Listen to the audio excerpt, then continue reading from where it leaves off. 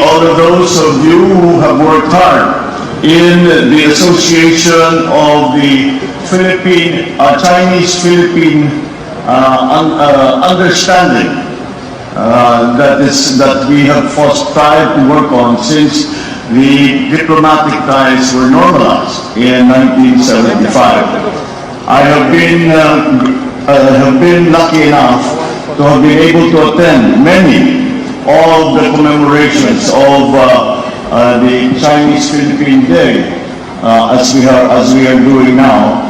And it is because, well, certainly because, in fact, it is, in my view, a very important relationship that we must continue to evolve as the years go by and as the changes that we have seen around the world are affecting our own status within the region.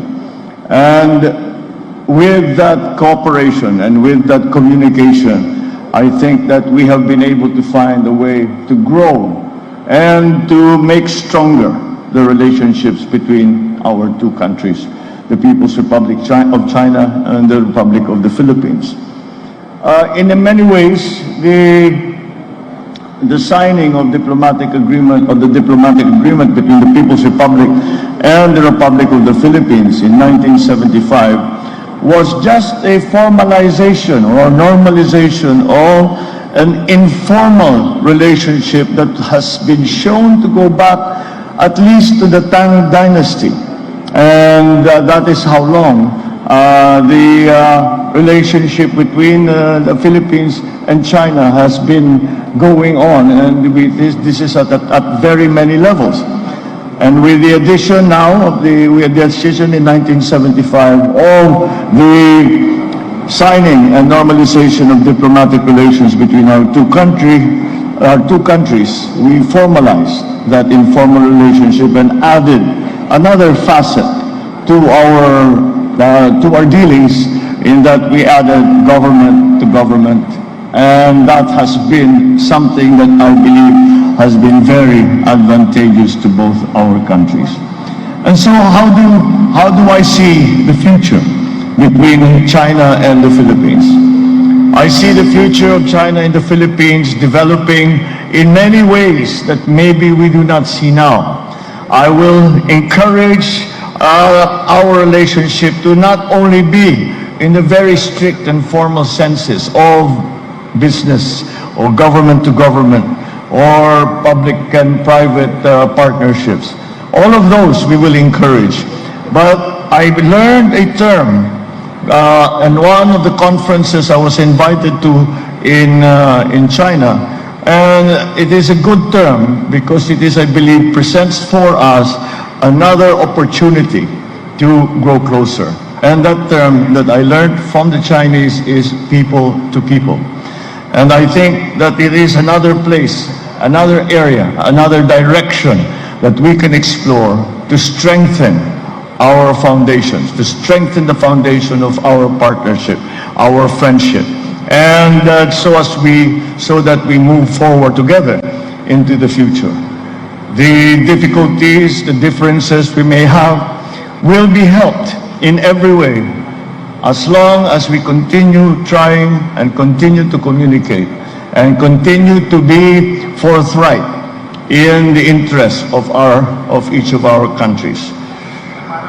I am of the firm belief that as we try to make our way in the post-pandemic world, then that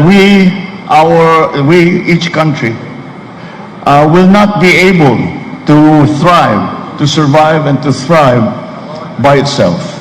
We have developed such a close global community, both in politics, both in diplomacy, also in business, and so that it is not possible any longer for a single country to make its own way and say that they will succeed.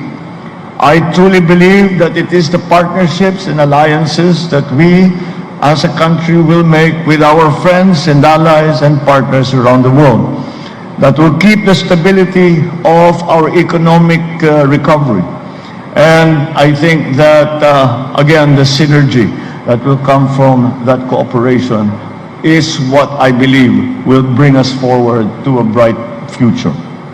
And to come to the time in the day, come to the day when we can say we are beyond the pandemic crisis. We are beyond the economic crisis brought on by the pandemic. We can only do it, certainly in the Philippines, we can only do it with our partners. And our strongest partner has always been, in that regard, our close neighbor and our good friend, the People's Republic of China. So I congratulate all of us. We in the Philippines are celebrating our 124th Independence Day.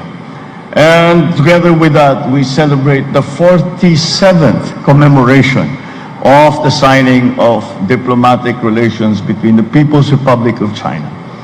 And it was both a form of independence, both our independence and both our signing with the People's Republic of China. It was our independence as well. Perhaps we will continue what President Duterte has started, what has been described as an independent foreign policy. And this is what we feel is best in the national interest. And I think it is to be advantageous not only to our friends in China, but to all our friends around the world.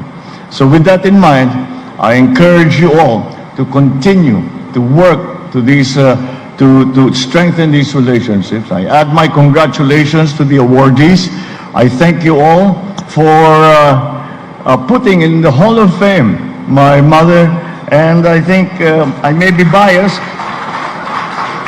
I think it is just right because China cannot find a greater champion than my mother in the Philippines. Madam Imelda Marcos, also known as the Iron Butterfly, is the wife of the late Philippines President Ferdinand Marcos. Far from being a traditional First Lady, Madam Imelda was a force in her own right. She was considered as among the few who were openly and attentively received by renowned leaders like China's Prime Minister Zhou Enlai and leader Mao Zedong, to name a few. Her passion for culture, beauty, and the arts were said to be one that greatly inspired China's Prime Minister Zhou Enlai and leader Mao Zedong, securing the Philippines' favor and support in negotiating not only for an important oil deal, but sealed the establishment of the official diplomatic ties between China and the Philippines on the 9th of June 1975. From the time of her being the First Lady of the country until today, Madam Imelda remains an epitome of power and beauty, not only for her family, but also her constituents who have always looked up to her and her family. She continues to be a pillar of strength to her children and grandchildren, and an inspiration to every Filipino who holds the belief that true beauty is God's love made real. Our former First Lady, Imelda Romualdez Marcos.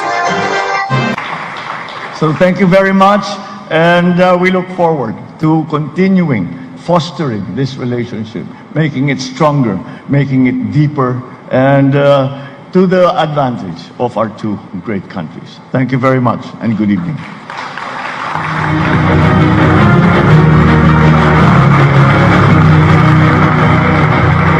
Thank you, Philippine President-elect Ferdinand Romualdez Marcos Jr.